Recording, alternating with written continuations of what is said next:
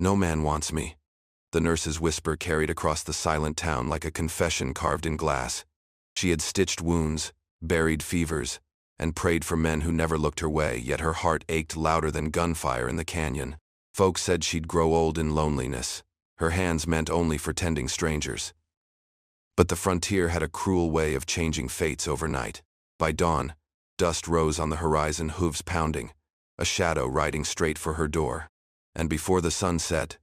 the same town that once pitied her would whisper a different story, because one cowboy dared to take her home. Don't forget to like this video and subscribe to the channel so you never miss a ride into the Old West. The town was a place of dust and silence, where every dawn seemed to bring more wounds than blessings, and in the heart of that weary settlement stood the nurse, her hands steady though her soul trembled with the weight of years spent in quiet sacrifice. She rose before the sun, her apron already stained with yesterday's sorrows, and she walked the single street with her satchel clutched against her side, answering knocks at doors where children burned with fever or men groaned from ranch accidents and barroom brawls. And though she stitched flesh and cooled brows with water fetched from the well, no one ever asked after her own heart. No one ever stayed to wonder whether she too needed tending. So she gave and gave. Her life measured in pulses she revived and sighs she caught in the dark. And when night fell, her cabin glowed with the dim light of a single lamp as she wrote names in her worn ledger records of those she had healed. Names carved into her memory with the sharpness of loss when many did not live, for she was always there at the edge between life and death, yet never invited into the center of anyone's world. And sometimes she pressed her forehead against the cool glass of her window, watching couples drift home hand in hand from the saloon or families gather around supper tables, shadows dancing on the walls in warm communion, while her own meal grew cold beside her untouched, and she whispered words she dared not voice in daylight. No man wants me. A confession softer than a prayer, yet heavier than any wound she had stitched. For though she carried the pride of being needed, she bore the ache of never being chosen, and in the echo of that whisper lingered every rejection hidden behind polite smiles, every glance that slid past her face as if she were a ghost bound only to service. And the town itself seemed to know this truth, for though its people relied upon her, they pitied her in silence, treating her devotion as her destiny, as though her worth began and ended with the sickbed, never imagining she longed for the warmth of a hand at her back, or the sound of her name spoken not in urgency but in affection. And so her solitude stretched across the years like the endless plains outside town, barren, windswept, yet carrying the faintest trace of hope in the horizon's glow, because despite everything, she still lit her lamp at night, she still brushed the dust from her dress in the morning, she still tied back her hair with trembling fingers and walked into the day ready to serve, as if deep inside she believed, though she could not say it, that somewhere beyond the horizon, beyond the silence and the dust, someone might come not just to need her skill but to see her, to want her, to call her home. By daylight, the town seemed alive with ordinary rhythms. Wagons creaked down the dirt road, shop doors swung open with the clatter of bells. The blacksmith's hammer rang steady against iron, but beneath those familiar sounds lay another cadence, softer yet sharper, the constant hush of whispers that clung to the nurse like burrs on her skirt. For though the people trusted her hands when sickness came, though they summoned her at midnight to cradle a fevered child or stitch a gash split open by misfortune, they regarded her as a figure apart, useful yet unfit. And as she walked through the street with her satchel hanging heavy at her side, eyes followed her not with admiration but with a mixture of curiosity and judgment, glances darting away as quickly as they landed. And sometimes she caught the murmur of words, "God bless her, but she's not a marrying kind," or "A woman with hands stained by so much blood can't keep a home warm." Phrases spoken in the half-light of porches or beneath the brims of hats, words that burned against her back like unseen brands. And though she kept her chin high, her shoulders squared against the weight, each comment lodged within her heart, another reminder that while she was indispensable to their survival, she was invisible to their affection. And so the market stalls, the saloon doors, the church steps all became stages where her isolation played out, for when couples passed, they turned their conversations away, unwilling to let her hear laughter that might remind her of what she lacked. And when young girls asked about healing, mothers tugged them aside quickly, warning that too much knowledge of blood and death would ruin a woman's chances, would mark her as the nurse was marked, and even the men she had once saved from death's edge, men who owed her their very breath, avoided lingering too long in her presence, as if gratitude were enough. But acknowledgement of her as a woman was too dangerous a gift to offer, too costly in a place where reputations carried the weight of bullets. And at night, as she walked home, the sound of a fiddle drifting from the saloon, she felt the chasm widen between herself and the lives entwined in love, laughter, and longing, because she was always outside the circle, standing in the cold glow of her lamp while warmth flickered elsewhere, and the pain of it settled in her chest like dust that would not clear. A sorrow compounded not by cruelty but by the polite, relentless refusal of the town to imagine her as anything but a nurse, a vessel for service, a woman hardened by duty and loss, never fit for a man's home. And so the judgment lived, not in shouted words but in silences, in the way doors closed behind her after she had done her work, in the way no one ever offered her a hand on the walk back, in the way her name was spoken without tenderness, always attached to need but never to desire. And in those small, unyielding cruelties lay the deepest wound she carried, one no skill of hers could ever mend. The dawn broke slow and heavy, the horizon painted in streaks of gold and red as if the heavens themselves had bled into the earth, and with that light came a sound the town had not heard in months, hoofbeats steady, deliberate, echoing against the canyon walls like a drumbeat announcing the arrival of fate. And from the dust rose a lone rider, his frame bent but unbroken, his hat pulled low over eyes that had seen too much, his coat torn and stiff with blood where a bullet had torn through flesh. And though he rode like a man who had spent a lifetime in the saddle, there was a weight about him, a slowness that betrayed the battle raging inside, scars carved deep into his face, and deeper still into the silence that clung to him. For he was not simply a cowboy wandering through but a man driven by unfinished business, a drifter returning to a town that had once watched him leave in anger and fire, whispers following his name like shadows. And now, as he pulled his horse to a stop outside the nurse's cabin, breath harsh, vision blurring, he slid from the saddle with a groan, clutching his side where blood seeped fresh through bandages hastily wrapped, his boots striking the earth with a dull thud that carried the weight of desperation. And though he had faced gunfire, hunger, and the desolation of the trail, it was not pride but instinct that drove him to her door. For in his heart he knew there was only one pair of hands in this forsaken town that could keep him standing, only one soul who had never turned him away despite the judgment of others. And when his knuckles rapped weakly against the wood, the sound seemed to echo far louder than the hoofbeats had, calling her from within, and the door opened to reveal her face in the soft morning light, her eyes widening not just at the sight of his wound but at the man himself, returned like a specter from memory, older, harsher, yet carrying a presence that struck her still, and for a moment neither spoke, silence drawn tight between them, until he swayed, breath ragged, and she caught his arm, her strength surprising even herself as she pulled him inside, the smell of sweat, iron, and dust filling her cabin. And as she guided him to the table, stripping away the blood-soaked cloth with practiced hands, he looked at her with a gaze that carried both apology and something else unspoken, something raw. And though she said nothing, her fingers steady against his trembling body, she felt the old walls of solitude shift. For here was a man returned from the edge of the world, scarred beyond recognition yet alive, his wound laid bare before her, and she knew in that instant that fate had crossed their paths with intention, that his bleeding flesh was not just an injury but a message, a calling, a sign that the dust of her days was about to be disturbed in ways she could not yet imagine. The cabin was hushed except for the shallow rasp of his breath and the faint crackle of the lantern flame, shadows stretching long across the wooden walls as she moved with calm precision, laying her instruments upon the table, pouring clear liquid into a basin, the sharp scent of alcohol rising like a warning of pain to come. And when she pressed the soaked cloth against the wound at his side, he hissed through clenched teeth, his body stiffening beneath her touch, though he did not flinch away, for there was a steadiness in her presence that held him still, a command carried not in words but in the quiet authority of a woman who had stitched life back into men far more broken. And as she worked, the sting of alcohol mingled with the grit of torn flesh, her hands careful but firm, fingers guiding the needle through skin with practiced grace. and he found himself watching her more than feeling the pain, watching the way her brow furrowed slightly in concentration, the way her lips pressed into a thin line, the way her hands, though calloused from years of labor, trembled ever so faintly as if betraying the heart that beat behind them. And he realized in that moment that she was not the ghostly figure the town whispered about,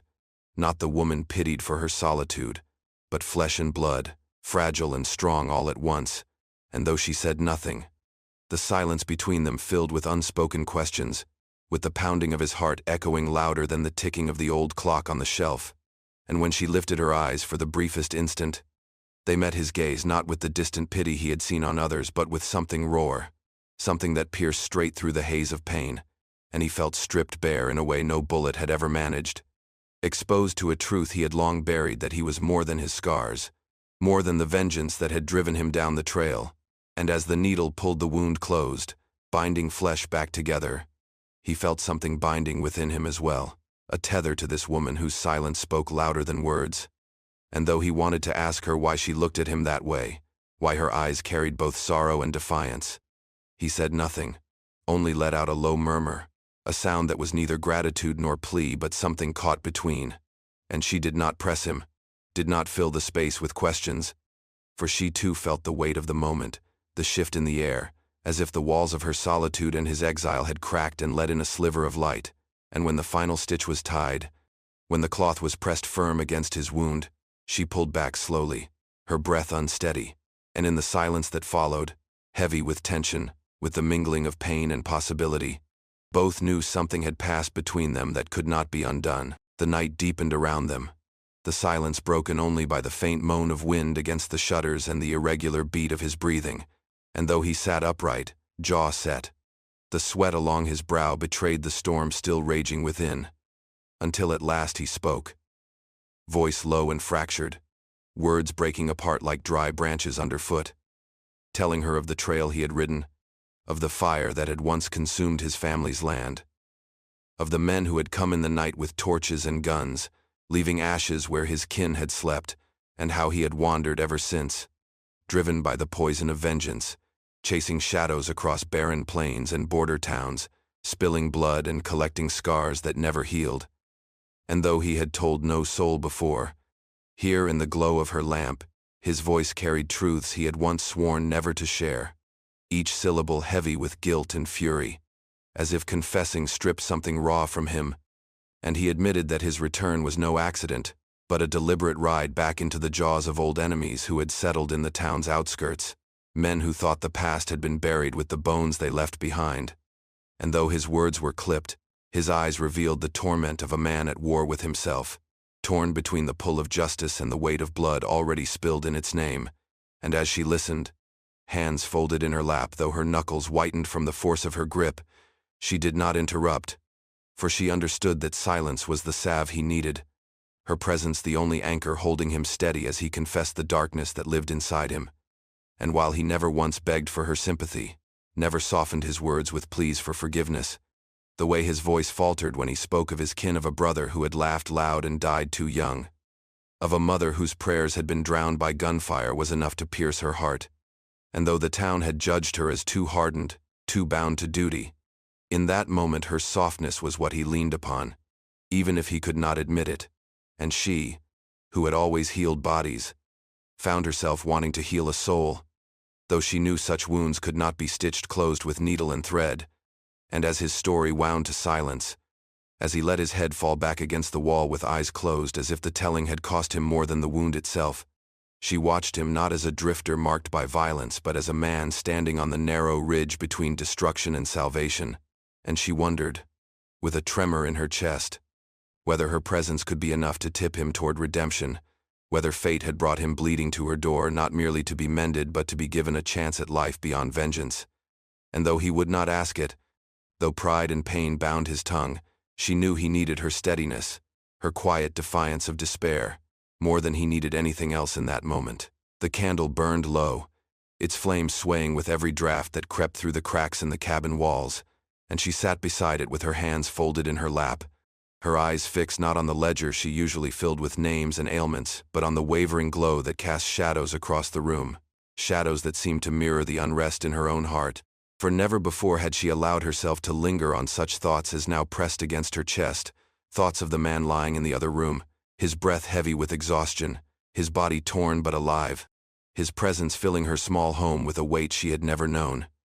And she knew, she knew that by dusk tomorrow he could be gone,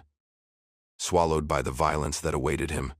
by the enemies he had named in broken words, by the vengeance that seemed carved into his very bones, and it terrified her more than she could admit. For all her life she had prepared to lose the sick, to bury children she could not save, to wash blood from her hands after battles with fever and infection, but never had she prepared to lose the chance of being wanted, of being seen not as the nurse who patched and prayed, but as a woman whose silence could steady a man bent on destruction, and the ache of it pressed deep, more piercing than any whispered judgment the town had cast upon her. Because in the flicker of his gaze, in the way he had spoken truths meant for no one's ears, she had felt a glimmer of something she had believed, long buried, a recognition that her heart was not made solely for service, but for love. And yet what cruelty it was to taste that possibility only to have it threatened by gunfire before it could grow. And so she sat torn between her role and her desire, her mind a battlefield of conflicting truths. For she knew her place was at the bedside, to heal and to let go, to watch the ones she saved walk away without ever looking back. But her soul, weary of solitude, cried out against it, begged her to cling to the fragile hope that maybe this man, scarred and haunted though he was, might be the one to see her not as a shadow on the edge of the town's life but as the light within it. And she pressed her hands to her face, ashamed of the longing, ashamed of how fiercely she wanted him to stay, how fiercely she feared that when dawn came again, she would hear only hoofbeats fading into the horizon, or worse, hear nothing at all because he had fallen in the dust before she could tell him what her silence had meant. And in that flickering candlelight she whispered not to the town, not even to God, but to herself, words trembling like the flame, "Do I have the right to hope?" And the question hung heavy in the air, unanswered, yet refusing to fade. By the time the sun lifted to its noontide height, the town was already thick with unease. For word travels faster than wind in a place where silence is the usual companion, and whispers of the cowboy's return had spread from the blacksmith's anvil to the church steps, from the saloon's shadowed corners to the market stalls where women traded glances sharper than their words. And those whispers carried not only the story of a man come back from exile, but of the enemies who had trailed his shadow, men remembered for cruelty, for torches lit against homesteads, for gunfire that had left more graves than justice in its wake. And now their presence drew near again, rattling like distant thunder on the hard-packed trail, their spurs clinking, their laughter low and mean, the sound of a storm building long before the first strike. And as the town listened, it braced, children drawn inside by anxious mothers, men pretending at calm while their hands twitched near the butts of pistols, shopkeepers leaning in doorways with eyes fixed on the horizon, because everyone knew that vengeance carried a scent, and it was already in the air, bitter as gunpowder, sharp as fear. And though no shot had yet been fired, the townsfolk could feel the shape of blood already forming in the dirt, could feel the weight of what was coming as surely as they felt the sun beating down on their necks. And on the porches they lingered, caught between dread and a dark hunger for spectacle, because the frontier bred both cowardice and cruelty in equal measure. And while most prayed silently for peace, others wanted to see the clash, wanted to watch old debts settled in broad daylight, even if it meant painting the street red. And through it all the nurse walked swiftly, skirts brushing the dust, aware of eyes following her, aware that every whispered word about the cowboy's burden and the men who had wronged him now reached her ears too. But she kept her gaze fixed ahead, her heart pounding with a terror that was not only for him but for herself. For she knew that should violence consume him, it would consume her fragile hope with it. And when the first silhouettes of riders appeared on the far edge of town, black shapes against the burning horizon, the people grew silent, breaths caught in their throats, as if the entire town were a single body waiting for a wound. And even the horses tethered outside the saloon stamped nervously at the ground, the air vibrating with a tension that could not be soothed. And though the riders were still distant, their presence was already a promise. Before the day surrendered tonight, steel would speak, blood would answer, and the quiet little town that judged, whispered, and watched would become a stage where vengeance and redemption would wrestle beneath the weight of a setting Sunday. The street lay heavy beneath the blaze of the sinking sun, dust swirling in restless spirals as the cowboy stepped out from the shadow of the saloon, his boots dragging a rhythm of defiance across the packed earth, his hat pulled low to shield eyes hardened by years of loss. And across from him the riders dismounted one by one, their spurs striking sharp against silence, their hands never far from the guns at their hips, each man carrying the weight of old sins that had carved scars into his life. And though the townsfolk gathered at porches and windows, holding their breath as if the very air might betray them, none dared move, for all knew this moment was the crest of the storm long whispered about, the inevitable clash between vengeance remembered and vengeance sought. Yet what no one expected was the sound of another step, lighter, deliberate, the nurse walking into the open street, her skirts brushing against dust that clung like ash, her face pale but unyielding, and the murmur that rose from the crowd died instantly when they saw her place herself between the cowboy and the men who had once destroyed his kin. For hers was no reckless courage but the kind born of sorrow and silent prayers, and though her hands trembled, her gaze was steady as she looked first at him, then at them. Her presence a plea no words could carry, a plea for life over revenge, for mercy where hate had ruled too long. And the cowboy's chest tightened as his hand hovered near the worn handle of his revolver, every muscle taut with the urge to finish what had haunted him. Yet his eyes met hers, and in them he found no pity, no fear, only a quiet strength that threatened to undo the chains of rage binding him. While his pursuers shifted uneasily, their leader spitting into the dirt, sneering as he called the nurse a fool for standing in the path of bullets. But still she did not move, her silence louder than any challenge, her defiance sharper than any drawn blade, and time seemed to stretch thin, the air thick with the promise of violence as the cowboy's finger brushed against the trigger, his heart pounding not from the threat before him but from the war inside, until at last his hand faltered, his revolver lowering ever so slightly, a choice forming in that fragile space where hate and hope collided, and the riders watched with narrowed eyes, waiting for him to break, to fire, to fall. But instead he drew a breath that seemed to shake the earth itself and let the weapon slip back into its holster. And in that refusal was a victory more profound than any kill could grant, for it stripped his enemies of the power they had long held over him, leaving them seething, uncertain, robbed of the blood they had come to spill. And the townsfolk, silent until now, exhaled as though the whole town had been holding one single breath, knowing they had witnessed not a battle of bullets but a battle of will, and that the outcome, though bloodless, had forever altered the story of their streets. The air quivered with the weight of 100 unspoken threats, the crowd's eyes fixed on the cowboy's hand as it lingered near his revolver, and for one breathless heartbeat it seemed that the street would erupt in fire and blood. Yet instead of the sharp crack of gunfire came a voice, his voice low, rough, but carrying across the silence like the toll of a bell, words sharper than any bullet as he declared that his fight ended here, that no more blood would be spilled in the name of ghosts. And though his enemies sneered, though their fingers twitched near their weapons as if daring him to break his vow, there was something in his tone that unsettled them, something final. A man who had carried vengeance like a cross and was now casting it into the dust, and for the first time since they had ridden in, uncertainty flickered in their eyes. For a man who walks away from blood is not weak but beyond fear, beyond their reach. And the cowboy's hand dropped fully from the gun, his stance unyielding though he stood unarmed, and in that moment all eyes turned to the nurse, standing tall in the fading light, her quiet defiance the thread that had held him from falling, her courage the spark that had transformed rage into resolve. And though she had spoken no word, her presence had been the loudest voice, the reminder that he was more than a weapon, more than a scar carved from the past. And the riders shifted, their bitterness sharp in the way they spat into the dirt, in the way their eyes narrowed with the taste of defeat. But defeat it was, for they had come expecting blood, expecting to bury him beneath the weight of his own fury, yet found nothing to claim, no victory in shooting a man who refused to stand in their game. And so, after a tense silence,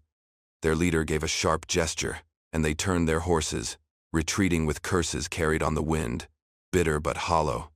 the sound of hooves fading into the distance like thunder that had failed to break. and the townsfolk watched wide-eyed, their breaths releasing in uneven gasps, their hearts stunned by the realization that the man they had judged as dangerous, as cursed, had chosen peace in the face of death. And it was not the strength of his arm or the speed of his draw that saved him, but the presence of the woman they had dismissed, the nurse they pitied, who had stepped into the dust and stood unflinching. And as he turned to her, the setting sun painting her face in hues of fire and gold, he felt the weight of his vengeance crumble into nothing, leaving only the truth that her courage had given him back the choice to live. And in that fragile stillness, he knew with certainty that it was not his enemies who had been defeated but the darkness that had ruled his soul. By sundown, the town seemed altered in a way that no one could have predicted. The same dusty street that had long carried the weight of judgment now carrying the murmurs of something far different. For the story that spread from porch to porch, from saloon to church, was no longer one of pity for a nurse destined to grow old in solitude, nor of fear for a drifter doomed to violence, but of the strange and wondrous truth that both had found in each other a chance for redemption. And as the orange glow of the setting sun spilled across the roofs, she walked beside him, her skirts brushing the dust in rhythm with his boots, the weight of her satchel set aside for the first time in years, as if to declare that this walk was not one of duty but of choice. And his broad frame, though still weary from wounds and the battles etched into his past, carried a lightness unfamiliar to those who had seen him before, his revolver silent at his hip, his stride no longer driven by rage but steadied by something quieter, something fuller. And the people who once averted their eyes now watched openly, some with awe, some with disbelief, whispering to each other in voices that quivered between envy and reverence. He chose her, as if the choice itself was a defiance against the very rules of their harsh world, and indeed it was. For where once she had been reduced to whispers of not the marrying kind,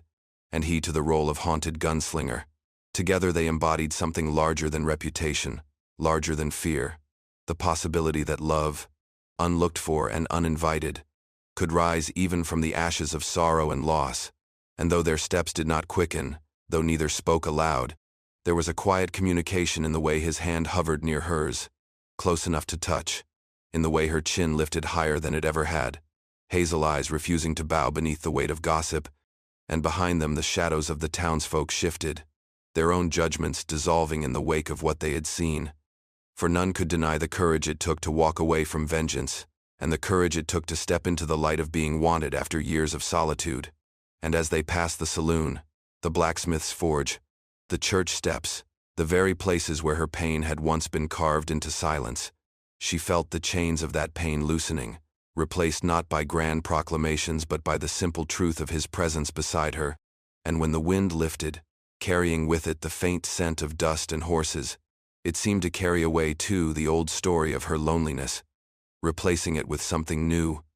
something the town would tell again and again long after the sun dipped below the horizon, that on a day when blood was expected, it was mercy that prevailed, that where judgment once reigned, love had quietly taken its place. And as the first stars appeared above the plains, the cowboy and the nurse stepped together beyond the dust of all that had been said about them, into a world still harsh, still uncertain, yet now bound by a promise neither had dared to dream of before, the promise that even in the loneliest corners of the frontier, love could rise where no one believed it would.